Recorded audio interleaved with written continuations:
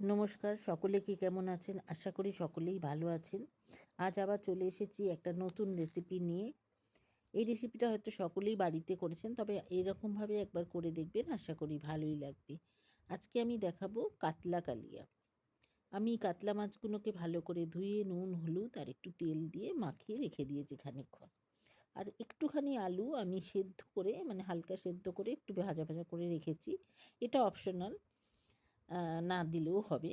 আমার তেলটা একটু কম হয়েছিল, তাই একটুখানি তেল দিয়ে দিলাম, কারণ মাছটাকে একটু কড়া করে ভাজতে হবে। যাই হোক, তেলটা আমার গরম হয়ে গেছে। আমি এই সময় তেলটাকে, মানে আঁচটাকে একটুখানি কমিয়ে দেবো তেলটা গরম হয়ে যাওয়ার পর, তাহলে ভাজাটা ভালো হয়। আমি এরপরে মাছ দিয়ে দেবো এর মধ্যে। মাছটা এক পিঠ, মোটামুটি এক পিঠ হয়ে গেলে আমি আর এক পিঠ উল্টে একটু লাল লাল করে ভেজে নেবো, কারণ কালিয়ার মাছ যদি একটু লাল লাল করে ভাজা হয় তাহলে তার টেস্টটা খুব ভালো হয়। আমার চ্যানেলটা যদি এখনও সাবস্ক্রাইব না করে থাকেন তাহলে সাবস্ক্রাইব করার অনুরোধ রইল। পাশে থাকা বেল আইকনটা প্রেস করে দেবেন, তাহলে আমার যত রেসিপি দেখাবো আমি সেগুলো আপনাদের কাছে প্রথমেই চলে যাবে।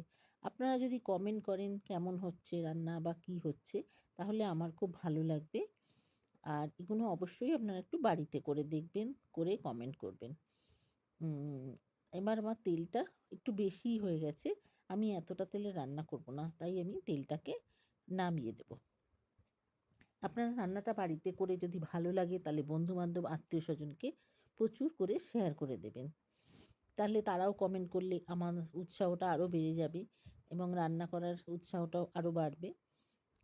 যাই হোক, আমি এবার তেলের মধ্যে, ওই তেলটার মধ্যেই তেজপাতা, গোটা গরম মশলা, একটু জিরে ফোড়ন দিয়ে একটুখানি নাড়িয়ে নেব। আর নাড়িয়ে নেওয়ার পরে আমি একটু পেঁয়াজকে একদম পিষে রেখে, মানে বেটে রেখে দিয়েছিলাম, তো সেইটাকে এবার তেলের মধ্যে দিয়ে আমি ভালো করে কষিয়ে নেব। এই সময় সবসময় আঁচটাকে না একটু মিডিয়ামে করে রাখতে হবে, যাতে পেঁয়াজটা পুড়ে না যায়, অথচ একটু লাল লাল করে ভাজা হয়। এইভাবে পেঁয়াজটাকে ভালো করে কষিয়ে নিতে হবে। পেঁয়াজটাকে ভালো করে যতক্ষণে মানে এটা কষাচ্ছি, ততক্ষণে আমি এই মশলাগুলো, মানে যেমন হলুদ গুঁড়ো, লঙ্কা গুঁড়ো, ধনে গুঁড়ো, জিরে গুঁড়ো, কাশ্মীরি লঙ্কার গুঁড়ো এবং তার সাথে একটু নুন আমি জলে গুলে রেখে দিয়েছি। আসলে আমরা তো এখন বাটা মশলা খুব একটা ব্যবহার করি না, সেই হিসেবে আমি এই মশলাগুলোকে জলে গুলে রাখলে কি হয়, খানিকটা বাটা মশলার টেস্ট পাওয়া যায়। সেই হিসেবেই আমি মশলাগুলোকে জলে গুলে রেখে দিয়েছি। আমার পেঁয়াজটা মোটামুটি ভাজা হয়ে এসছে। আমি এবারে একটু আদা বাটা আর রসুন বাটা দিয়ে দেবো। দিয়ে আবার এটাকে ভালো করে কষিয়ে নেব। ভালো করে কষিয়ে যতক্ষণ না পর্যন্ত এর মধ্যে তেল ছাড়বে, ততক্ষণ এটাকে আমি ধীরে ধীরে কষাতে থাকবো। আপনারা বাড়িতে কে কেমন করে এই কালিয়াটা করেন, অবশ্যই কমেন্ট বক্সে লিখে জানাবেন। আমারটা করে দেখবেন, কেমন লাগলো অবশ্যই একটু বলবেন। তাহলে খুব ভালো লাগবে আমার। আমার এটা মোটামুটি এই তেল ছাড়ার মতন চলে এসছে। এবার আমি ওই মশলাটা, যেটা আমি জলে গুলে রেখে দিয়েছিলাম, সেটা দিয়ে দেবো।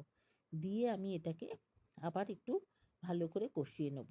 আর এখানে আমি না গরম জল ব্যবহার করব। গরম জল করলে কি হয়, রান্নাটার টেস্টটা একটু বেশ ভালো হয়।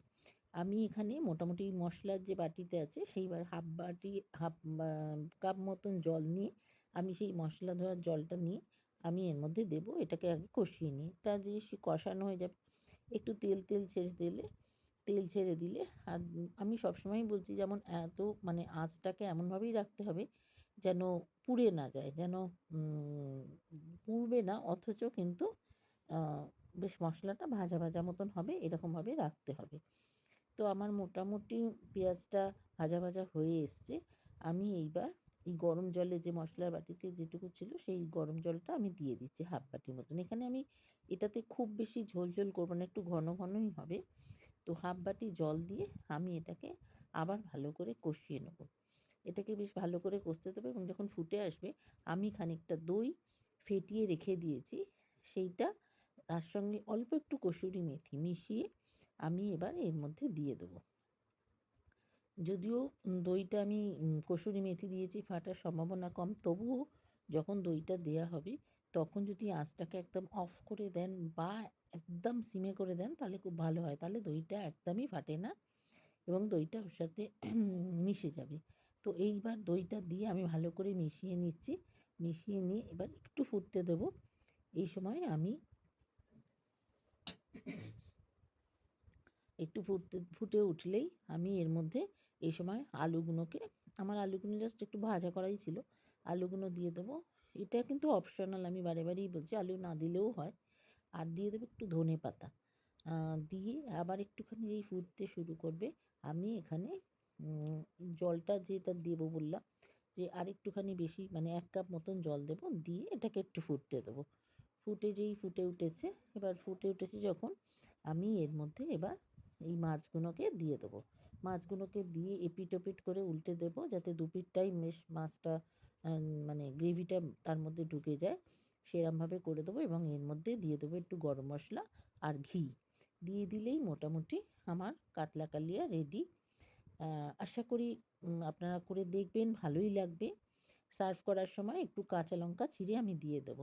তাতে কি হবে, ঝালটাও খুব একটা হলো না, অথচ কাঁচা লঙ্কার যে সুন্দর গন্ধ সেইটা কিন্তু পাওয়া যাবে।